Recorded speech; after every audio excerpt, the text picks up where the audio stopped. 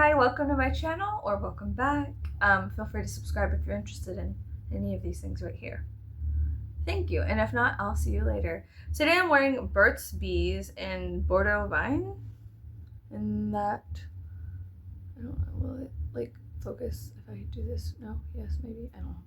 It's 432 Burt's Bees Gloss Lip Crayon. That's what I'm wearing on my lip today. This. What are you watching? What are you listening to? What are you reading? What kind of media are you consuming? Tell me now. Tell me right now. Yeah, I want to thank also the subscriber who recommended this tea to me. Thank you so much. I really am grateful for anybody who recommends anything to me. Somebody recommended tar water, or like pine tar water to me for the kind of like strange apparition that's in my house that somebody else said we should call the Marble Maiden. I kind of like that name, so maybe, perhaps, yes. Yeah, anyways, this is great tea. One subscriber recommended this tea to me, and now I'm recommending it to you. Yes, I've tried it out. Hell yeah. Hell fucking yeah. Yep. Absolutely. Yes. So, hi, how are you guys doing today? I am in a weird mood today. I'm kind of aggravated. I'm trying to stay away from what's aggravating me because it's just robbing me of my happiness and causing me to suffer because it is taking my happiness. So yeah. So I'm gonna try not to bitch too much today. We'll see. We'll fucking see, bitch. Anyways, so yeah, I'm doing okay. This is the look for the day. Yeah. This is the look for the day. I'm a little overstimulated, so it feels like there's like bugs underneath my skin and I want to rip it off and like, I don't know, like hang it on a light post and scare the townies or something like that, but like, and like run around without my flesh. I don't know, something like that. I don't know, it's just weird. You know, like you get too overstimulated and your skin starts hitting differently. That's how I feel. And I'm just being honest. My skin feels weird and it's dry and stuff like that. Oh my god, I'm starting to bitch. Okay, so anyways, I got plenty of sleep last night, so I'm grateful for that. Let's start off with the gratitude shit. Okay, grateful. This is great tea. It's great Earl Grey. Anybody else want to recommend an Earl Grey tea or a new brand to me? Please do so in the comments. I would really be very, very appreciative of that. And thank you to the subscriber, like I said, who recommended that. It's very good. And yeah, you guys, this is some good shit. Okay, it's good. It's very good. Here's what the bags look like. Let's unbag it, unbox it. They're unbleached. There's no way for the tea to come out. Take a sniff. It smells really great. It's really great. Earl Grey. It's a fucking joke on the word gray. Also an homage to the Fairly Odd Parents. Yeah. So yeah, I like that. I like that it's unbleached. I like that there's no staples or strings or tags. I hate tags in my tea, honestly, because they either fall off or they get lost in my cup, and I don't want to unconsciously like eat paper. You know what I mean? Like, yeah, anyways. But I have been stealing the one thing actually that I do like about tea bags. I've been stealing, I don't know what the fuck's wrong with me, bitch. I'm full of contradictions and misconceptions and horseshit. So, number one, I'm a fucking dumbass. Don't trust what I say. Number two, if you do trust what I say, haha, you have acquired a lesson. I'm sorry. Initiation time. Number three, what was I talking about? Oh yeah, tea bags. Tea. Yeah, okay. The little papers, sometimes they get stuck in my tea, like my tea bag. Well, the string will get yoinked into my cup, and then it'll get lost in the sauce. It'll get lost in the mix, and I don't like that. I don't like drinking paper. So what I do sometimes is I'll rip the paper off and I glue it using some, don't judge me, using some old fingernail glue, like for glue, like extra super hold fingernail glue, because it has like a little tiny brush on it. It's like one with a brush on it. So I brush the back of it and I stick it in a scrapbook. And then what I do is I line up all of the tea bag little squares, the little papers off the tea, and I'll write little notes underneath them, like very good, medium, don't know, like this one was very strong, very good, light, you know what I mean? And how it makes me feel. So I'll have like a categorized catalog of teas that I like in my scrapbook.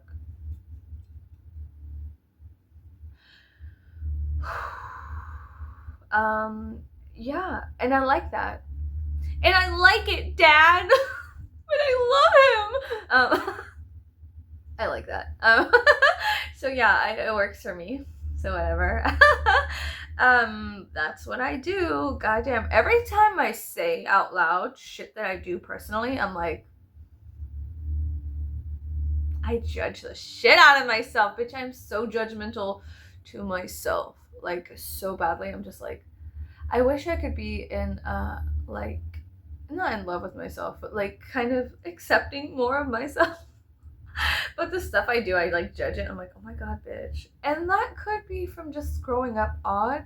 Like, being such an oddball and everybody else judging me. It's like their voices are still ringing in there. They're still buzzing around. I need to get a fucking exterminator in there, babe. I need to get an exterminator in here. Anyway. Yeah, anyways, so whatever. The weather has been strange, and so I'm worried because everyone's sick, right? And so I've been eating elderberry lozenges and trying to stay away from people at stores, but um, everybody's just so sick right now, like very, very sick. Either they have the big C, the corvid, you know what I mean? Or they have other things. And they're like, I've been sick for weeks. It feels like I've been sick for weeks. And I'm just like, stay the fuck away from me. Stay away from me. I don't want to get sick. I don't want to. I hate when I get sick. I like, oh my god. It's like, at that part in Willy Wonka, whenever he's like, we don't know where we're going, and there's like centipedes on the walls and they're like strobes, and like that's how my brain is when I get really sick. My brain is just like a fucking rave or something. It is crazy. It is. Oh, I fucking hate it because I'm not me. Like, my personality that I show you is like a fraction of who I am, but also I'm nothing of who I am. I am like a smorgasbord of everything when I get sick. And so it's just all flooding in and out. And there's no boundaries for thoughts and feelings and this and that and media from the past. It's like the past, the present, the future. They're all combobulated into one clusterfuck in my brain when I get sick, and it's like colors and flashes and nothing makes sense. And so yeah, it's that part like on Willy Wonka when they're going, they don't know where they're going, and it's like they're going down that tunnel and they're like, I'm scared.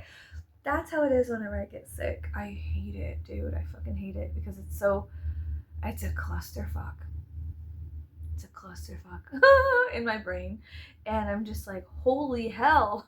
Jesus fucking Christ. Jesus, Mary, and Joseph. Like, I'm just like, ew. Yeah. So I hate it. I hate getting sick. So stay the fuck away from me when you're sick. Stay away from me and mine when you're sick. Please. That's so rude. Like, just curbside. Oh my god. And when I'm in the store and I'm sorry, I was like, I'm not gonna get angry and rant today. And then I'm like, I'm in the store and I see this bitch coughing, and then she looks me dead ass in the eyes, and I'm like, what is your fucking problem? I'm like, oh my god, honey, if you're sick, curbside. They still do curbside. It's okay, you get curbside. Oh, I like going in the store and touching everything. Well, stop. Well, please stop. Stop. Please. Okay. Yeah. Thank you. Thanks. yeah, anyways, sorry. I had to take a big gulp of this just to shut my fucking mouth for once. When I'm not talking, I'm drinking London Fog. I've tried the vanilla I'm using right now is a sugar-free French vanilla by that brand. I think there's like a capsule on it or something like that. And then I was like, what's the difference between vanilla and French vanilla? And then I found out what the difference was. And I was like, oh, that's interesting. Okay. Like, do you guys do that? Or like, okay, I have this addiction to looking up the, I'm gonna butcher this word. I'm such a dumbass. Etymological definition of words. Like words, like people's names and stuff like that. Like, I have a very unique middle name, and it is Spanish or Hispanic or Mexican. It's in nature, and so whenever I was younger and I found out what it was, I'm not going to tell you. It's a secret. But it I looked it up, and it had something to do with like protecting the mentally unstable people in institutions, like the etymological like root, like where the word came from, that's my middle name, came from that, from like protecting mentally unstable people that were like destitute, or like women with no houses, or mentally unstable people, or deformed people that were like outcasted and then put into institutions because they had nowhere else to go. And that was like a huge thing for me, because I was like, what the fuck? Like, I never really knew my middle name. My mom always called me Emily Ann.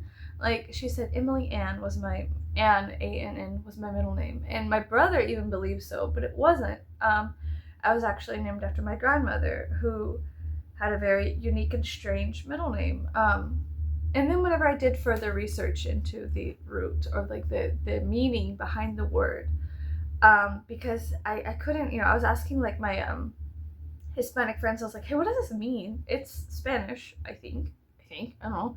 But like, and then they were like, I don't know, I've never heard that word before. And so I was like, well, what the fuck does it mean? Because, like in Spanish, people with like their last name is Flores or Santos, or even Rodriguez or Ramirez or whatever. There's like meanings, behind the Spanish words, the Latin words for those words. You know what I mean? Like flores, flowers, and that's so beautiful to like have a beautiful last name. And then, anyway, so I have like this addiction to looking into the like meaning behind words that we say every day, as well as just asking questions and looking up like furthermore other meanings behind things, like, well, what's the difference between vanilla and French vanilla? You know what I mean? Yeah, I don't know. I just am insatiably curious, and that's what I mean when I say insatiably curious.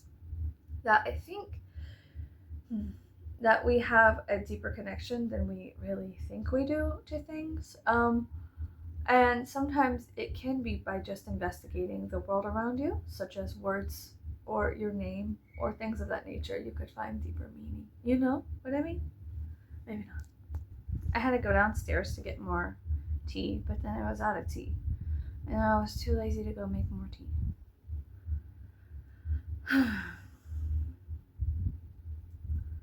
Fuck. Fuck. Shit. Anyways, I ordered contacts. Let's just talk about something else.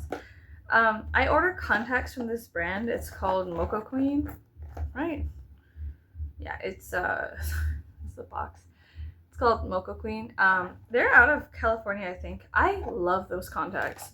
I'm not sponsored. I'm not affiliated with them at all, but they're so soft and they're so beautifully crafted. I really enjoy those contacts, and they are relatively shipped fast. I trust them to an extent. I trust them completely? No, I don't think that you could trust anything completely. Duh. Oh my god. Anyways, I don't think you could trust anything completely. I do fucking miss in my early 20s when I did trust anything completely. Like, there was a time in my early 20s when I was so trusting of the path unfolding in front of me that I was just blindly following it. And I miss that stupor. I miss that stupidity I had, that blissful foolishness to smell everything and look at the world through rose tinted goggles and be, anything is possible. And isn't that so exciting? Instead, in my 30s, I'm like, anything is possible, and that is horrific. Like, it went from like my early 20s, like like, okay, it went from like 0 to like 10 being like, what is it? What is life? What are these meanings? What are bugs? And I would collect encyclopedias and study animals and flora and fauna and all these things, and I was so excited about the earth around me. And then from like 10 to 20, I was like bitter and angry because then I had to learn about humans and their nature, and it was horseshit and bullshit and mean stuff. And then from 20 to 30, I was like, well, let's say 20 to 25, I was like, well, whatever. Let's just fucking try our hardest to be a good person and do the best we can with what we have and forgive ourselves along the way. Anything's possible. And isn't that magnificent? And I was like so trusting, and like I was so curious and adapting and adopting new ideologies and things of that nature. And I was so curious, I was like fasting and meditating a lot throughout the day. Like doing a lot of like spiritual like development. And then, I've spoken about it before. And then like from 25 to 30, it was like kind of back to, I was frightened because of humans again, their natures, their actions. They were scary. It was weird. Um, I had to learn to mimic them and watch them and see you know, their habits. And oh god, people are scary. People are frightening. Humans are just horrific. And then from like now in my 30s, I'm like, again, anything is possible, and within that statement lies the horror.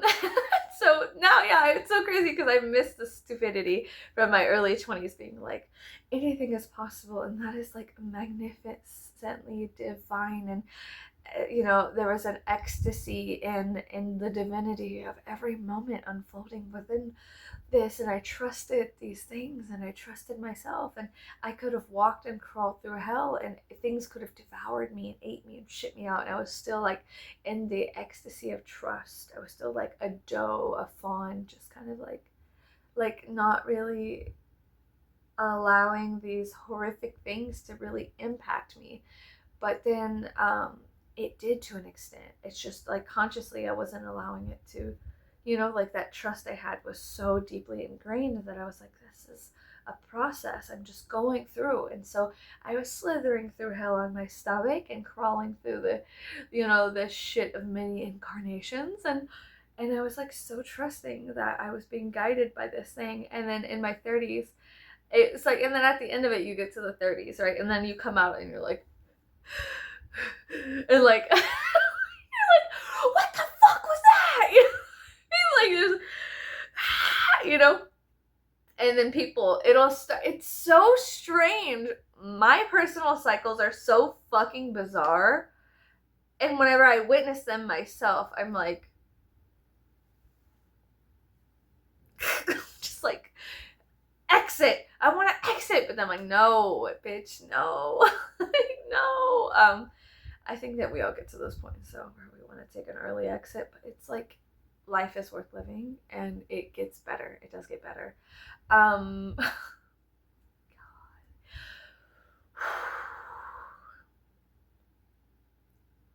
Because the truth is, you don't want everything to end. Like, personally, you don't want yourself to end. You want the suffering to end. So you want the circumstances that you're within to end. And that is where the truth lies. It is You have to accept that you can only control so much of yourself. You can only control so much of yourself. You cannot fully control yourself. There will always be something else, a variable, a percentage that you cannot fully control, that you have to submit to. And goddamn, I don't want to submit to a fucking thing. And so I am such a fucking cunt. I am such a fighter when it comes to submission. I have real big problems with accepting submission to anything anymore. Before I was just very like pliable, I suppose, moldable, and then there was a point, I guess I could say, where it felt like a very dark goddess reached into me and blew a hole so big that it could never be fixed. Um, and I think that developed into an awareness of that is like an anger that is always below the surface. I have an anger within me that never really allows me to go back to sleep fully, back to my early 20s when I was so trusting in my own maiden, like wandering of the world, in that foolishness. And then whenever this dark goddess like blew a hole through me, it developed an awareness that I can no longer be separated from in any way, shape, or form. It is a type of anger and a type of awareness of the violence that has been thrusted upon people that were unaware and happy and la la la. You know what I mean? It's strange. It's strange. And so I think that like, yeah, I think there's a part of the maiden aspect of myself where I was just like in love with the idea of love and trust and beautiful, and love and trust were two beautiful things that I really had to an extent. And then I was constantly like there's only so much healing, like, I mean, until you I don't know how to explain it. There's only so many times you could get burned and heal and burn and heal and burn and heal until you're just left bones on your fingertips. Your fingers are exposed and you just have bones, and you're like, where's my skin? Like, dumb bitch. Like, yeah, like, and I don't know. Yeah, I do miss those early 20s trustness, but now that I have this like horrific dark goddess crone awareness of like looking back and realizing and seeing, and I mean, there were times that I was I trusted people and I was around people that I thought, like, I have an issue where I can love so fully and so deeply that it will mask over any imperfections you have. You will just be holy and whole and perfect to me if I love you. You could be a serial killer or a murderer. It doesn't matter. It doesn't matter. I would still be like, like, I don't know, just kind of in this, you could do no wrong, but it's never reciprocated. So I've learned to dial it down, bitch. I've learned to dial it down because I have such a I'm an idiot. I'm a fucking goof. I bamboozle myself all the time. But it's fine. It's okay because I can trust myself to an extent, but there is a part of myself that I do not trust at all, and so I guess that's where I'm trying to say that. And I don't even know if this is making any sense. Um, I don't think that I could ever trust myself 100% because there is a variable to existence where I guess me trusting myself, yes, I learned some very valuable lessons, but I got myself, I mean, neck deep in some things that I can't even speak about. And sorry, my husband's in his forge. If you hear banging, it's so loud, it's radiating through the entire house, his forge, which is kind of magnificent. But yeah, there's just I don't know. gosh, I learned some of the greatest lessons whenever I do trust myself 100%. But it scares me. It scares me, like, going with the flow, babe. No, no, no, no. No more going with the flow. No more going with the flow. The flow is very scary. I think that's what it is. That's what I'm trying to say. I went with the flow in my early 20s, and I was just like in some other world while in this world. And then in my 30s, I came fully to be in this world 100%. And you just learn that, like, there's a lot of sleazeballs out there. There's a lot of predators. There's a lot, and I'm not talking just like sexual. I mean, they will prey on anything. They will prey on your emotions, your time, your space, your house. People are like, oh, I'm on it. I'm in it bad. I'm really in it bad. And if you love enough, like I do, and you're stupid enough, like I am, you always have a couch available for somebody in need. Um, that kind of goes back to the name, my middle name, the etymological roots of my middle name, and like harboring people who are outcasted, who are in need, who are like so ugly that they were rejected from society, kind of thing. I have an affinity, a deep, deep love for people who are so far beyond the reach of God. It is almost compulsive that I go into these dark spaces in hell and grab them out of the waters that they're drowning in and just love them with everything in me.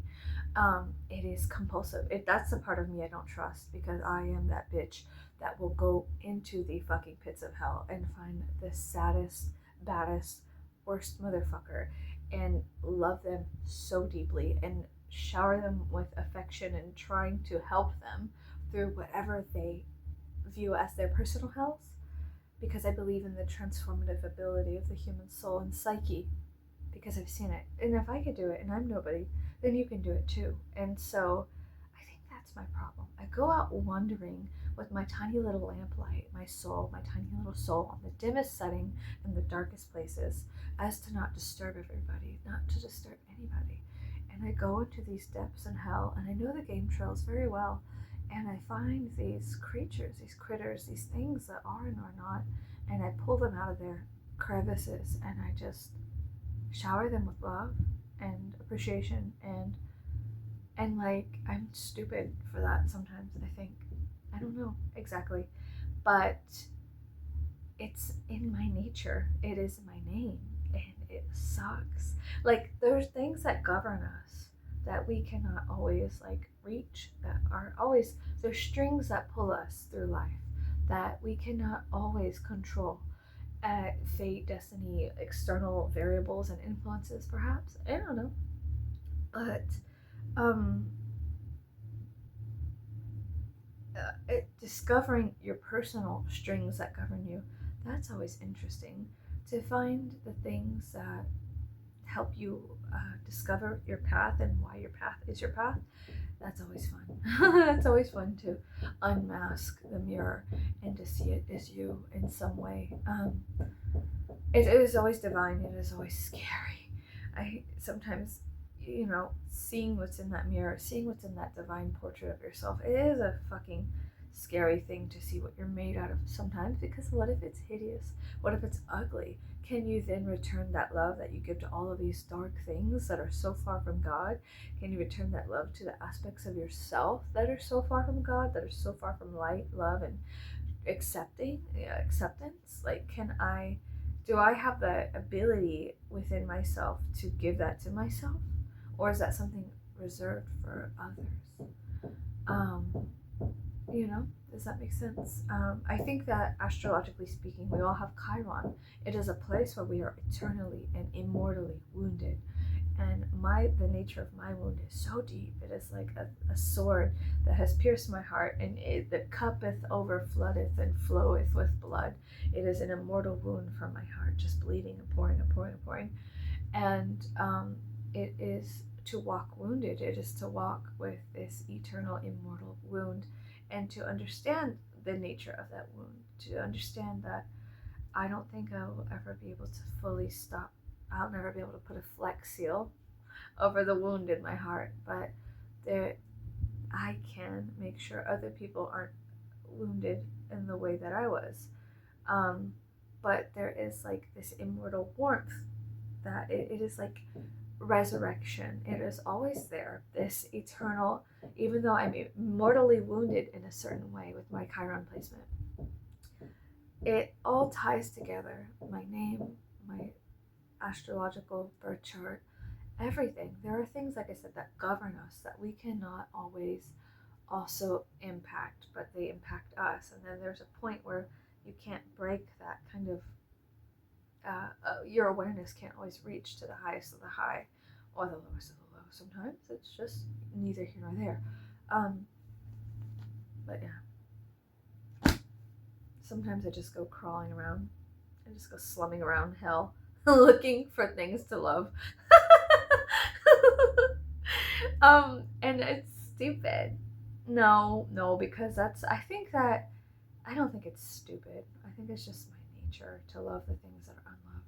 I'm not talking like scorpions and snakes, which I've owned before, and they are kind of cute and ugly and stupid and silly. Like, I had this snake, her name was Lady Luck, because she had a diamond on her forehead, and she had like diamonds. She was a albino corn snake, a lavender motley albino corn snake. Anyways, she's really cute. And she had hearts and diamonds on her back, and so we called her Lady Luck.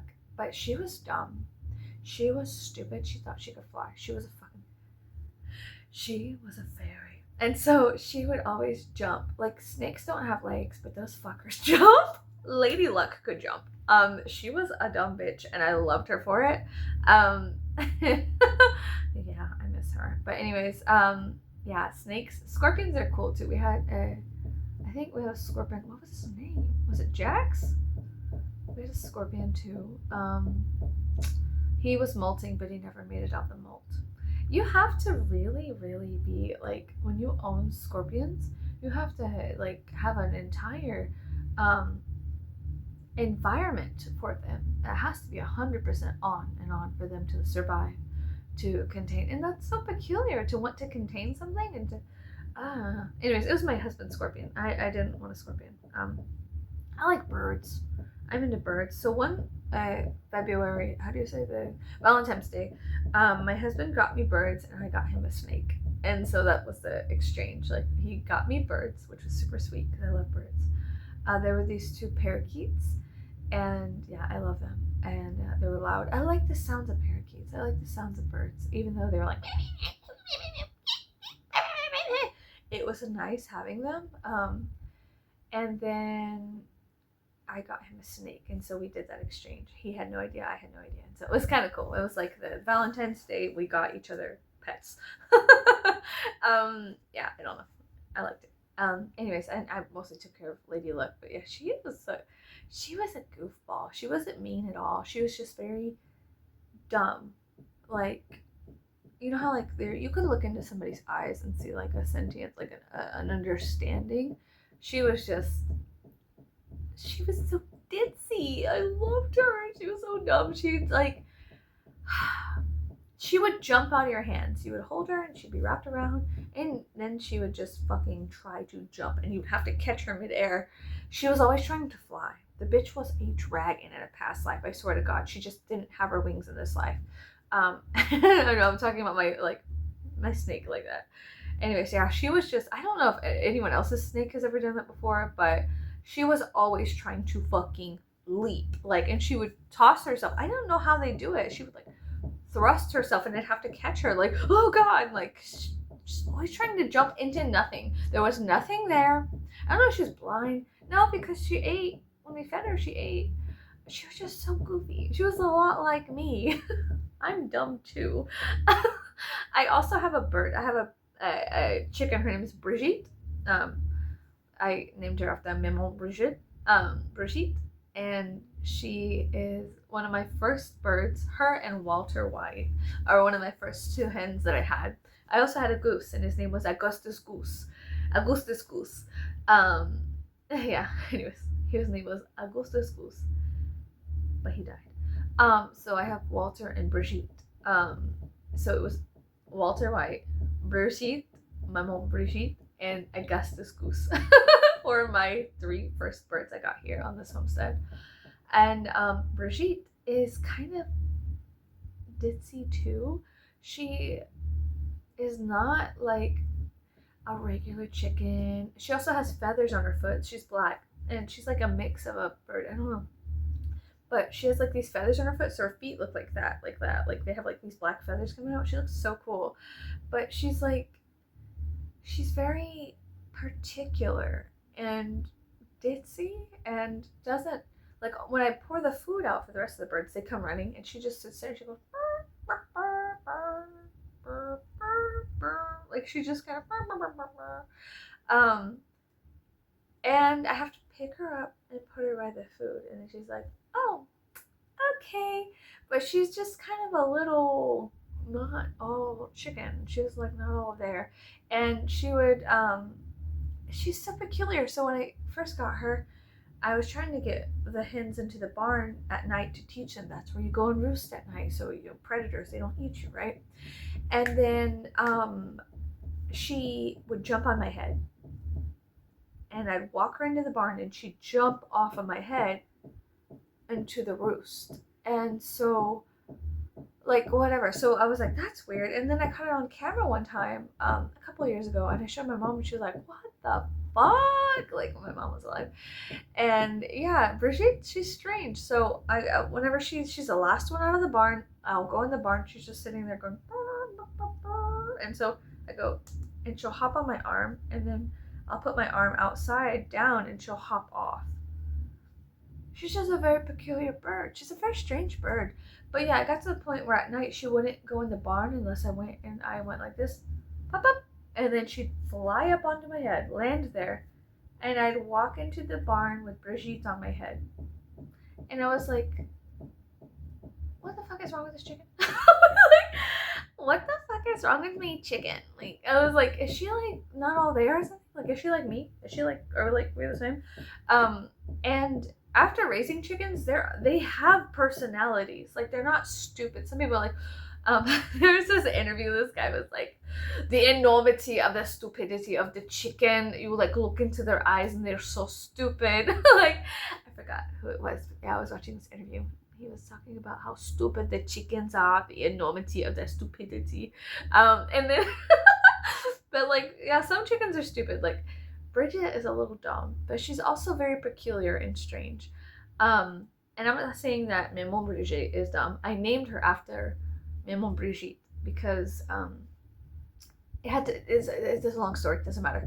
I'm not saying she's dumb. I'm saying that my chicken named Bridget is a little different. She's a little, you know what I mean? She's a little different. And yeah, every time I put the food out, all the chickens run and they eat it quickly. Oh, they do chicken stuff. And she just stands there like, and she makes this sound. She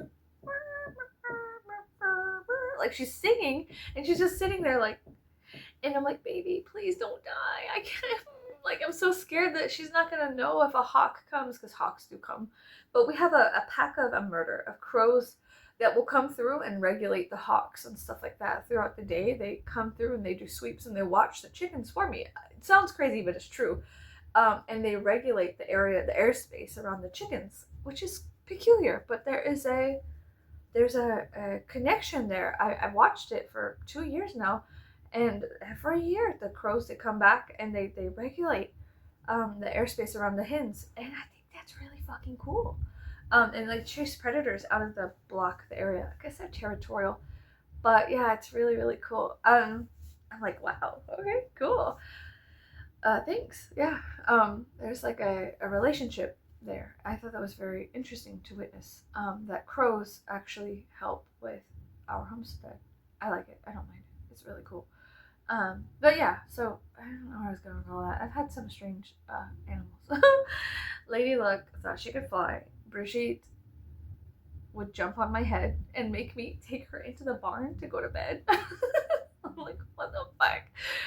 But yeah, chickens, they all have, if I don't know what it is, there's like a consciousness in them that develops, and like whenever I pick them up, the ones that are afraid of me, Are the older, like the newer ones are afraid of me because I want to keep them feral. I want them to not be so friendly with humans.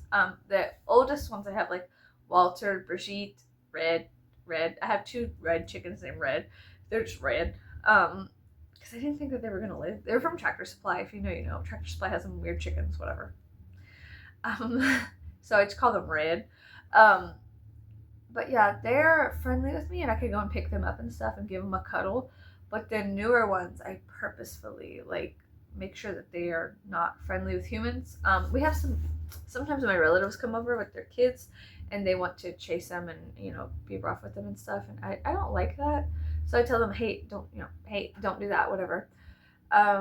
But purposefully, because of that, I make sure that the newer hens and stuff are not so friendly with me, such as the ducks and things like that. I don't want them to get picked up. You know what I mean? Like if somebody does come into our backyard, I want them to run from humans. I want them to understand that humans are not their friends. They're not all your friends. Just like in real life, not everybody's gonna be your friend. Some people are just complete fucking bastards, and that's okay. Sometimes I'm a complete fucking bastard. Like, if I'm being honest, oh, sorry. If I'm being honest, sometimes I'm a complete fucking bastard too, so what are you gonna do? But yeah, that's about it for the day. I don't even know what I said. God damn it. Now I have to go edit this video. Oh no! Great. Right. Yeah. Really good Earl Grey. If anybody else wants to suggest an Earl Grey to me, please leave a comment below and I will try to hunt it down and taste it. So yeah, I'm gonna go now. This is a nice color. I do like it. It looks like, I don't know. I like it. I have a very strange lip shape. I was in a wreck, and like half of my face is like a strange shape, and the other half of my face is different. I was in a wreck, and so I'm not symmetrical. I'm not symmetrical, so I understand that. I'm ugly. But yeah, whenever I wear reds, you can tell that my lip shape is like odd and not perfectly symmetrical, and I get extremely insecure about it, but this is fine. It's whatever. I don't know. I've got to the point, like, in my life where I'm like, oh my god, should I, so I'm 32, right? And so I'm like, oh my god, I'm ugly. Should I, like, fix my appearance to be more symmetrical? Because that's more, like, visually pleasing, right? Because I'm a girl, or something like that. I'm something like that sometimes. Sometimes I'm a girl, I don't know. And so I'm like, should I be like more pretty? Should I worry about beauty, right? Should I worry about what others view as beautiful and then mold myself to be like that? I think that's every female or feminine person feels. So there was parts of me that was like, should I get braces? Should I like change the shape of my face? Should I become more symmetrical? And then there's other parts of me that are like, no, because fuck that. Like, honestly, I'm not so old, but I feel very old. I feel like I've lived 1,001 lives in one life. So I'm like, no, just fuck it. Look, you were in a wreck. Your face looks kind of funny. You look kind of funny. You've always kind of looked funny. I think this is your lot, babe, to look funny. So I'm just like, I guess I'll just look weird and be not symmetrical. And that is my lot, and that's okay. And I should accept myself like that, because if I accept myself this way, for me, then perhaps it'll give other people the cojones to accept themselves as how they are too. So yeah, if your face looks funny, no it doesn't. No it doesn't. You're perfect just the way you are, no matter what you look like. You don't need no fillers. You don't need to go get braces. You're perfect just the way you are. And if people don't accept you because you don't look picture perfect, then those people need to get out of your life. And so you should use your insecurity more like a piece of armor to protect you from complete assholes. So what if your face is not symmetrical, or your lips are not perfect, or your cheeks are too high or too low or too saggy, or you have wrinkles. If somebody doesn't love and accept you because of those things, they're a piece of shit. And so what if your teeth are not perfect? If somebody doesn't love you because your teeth are not perfect, then they don't need to be in your life. I think I'm saying that to myself because these are all the things that I'm insecure about. So I'm like, oh my god, I'm so insecure about being alive. You know what I mean? Just to die, insecure. Boo! Like, isn't that so lame to be like, oh my god, what if I like get braces and I like get fillers and I level my lips out to where they're not like so like bumpy or whatever, blah blah, and like have this and have that, blah blah. We're all gonna die. We're all gonna die eventually, and it's better to die in love with your imperfections that are actually perfect the way they are than insecure, right? I don't know. Okay, goodbye.